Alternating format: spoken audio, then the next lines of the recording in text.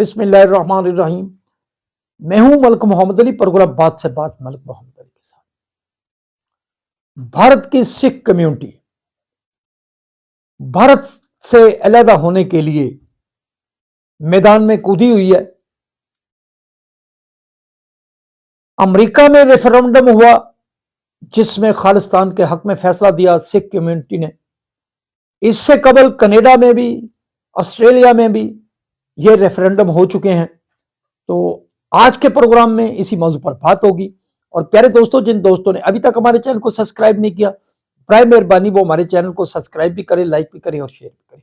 اور ہم بات کر رہے ہیں بھارت کی سکھ کمیونٹی بھارت سے علیحدگی کا فیصلہ کر چکی ہے۔ ایک عرصہ سے خالصتان کی تحریک بھارت کے اندر چل رہی ہے اور سکھ کمیونٹی پر جو بھارت کی حکومت ہے اس نے بڑا گھیرا تنگ کیا، بلکہ کینیڈا کے اندر بھی سکھ رہنماؤں پر حملے ہوئے، امریکہ میں بھی، اور کئی سکھ رہنما ایسے ہیں جو بیرون ملک موجود ہیں اور ان کا خدشہ ہے کہ ان پر بھی حملے کیے جائیں گے اور انہیں جان کا بھی خطرہ ہے۔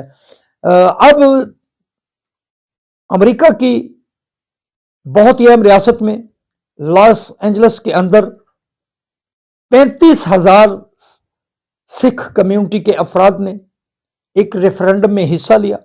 اس میں امریکہ بھر سے سکھوں کی بڑی تعداد شریک ہوئی، اپنے ووٹ کا حق استعمال کیا اور خالصتان بنانے کے فیصلے کے حق میں ریفرنڈم میں بھرپور ووٹ دیا اور فیصلہ کیا کہ خالصتان بنایا جائے۔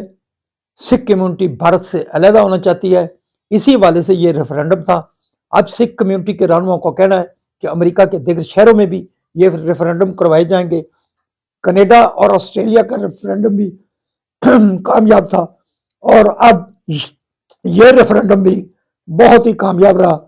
اب سوال یہ پیدا ہوتا ہے کہ بھارت پاکستان میں جس انداز سے مداخلت کر رہا ہے، جس انداز سے میڈیا پر پاکستان کے حالات کو بیان کرتا ہے، خاص طور پر بلوچستان کے حالات کو بیان کرتا ہے، تو کیا انڈیا نے اپنے گریبان میں جھانک کر دیکھا ہے کہ بھارت کے اندر کتنی علیحدگی کی تحریکیں چل رہی ہیں اور بھارت کس طرح ان تحریکوں کو کچلتا ہے، کس طرح ان لوگوں پر ظلم کرتا ہے؟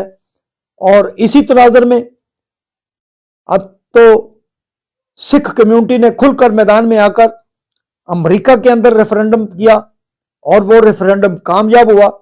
بہرحال ایسا لگ رہا ہے کہ سکھ قوم اپنے حق کے لیے مکمل طور پر میدان میں آ چکی ہے اور سکھ کمیونٹی دنیا بھر میں پھیلی ہوئی ہے، اور اب آنے والا وقت فیصلہ کرے گا کہ کیا سکھ رہنما اپنے مقصد میں کامیاب ہوں گے یا نہیں ہوں گے۔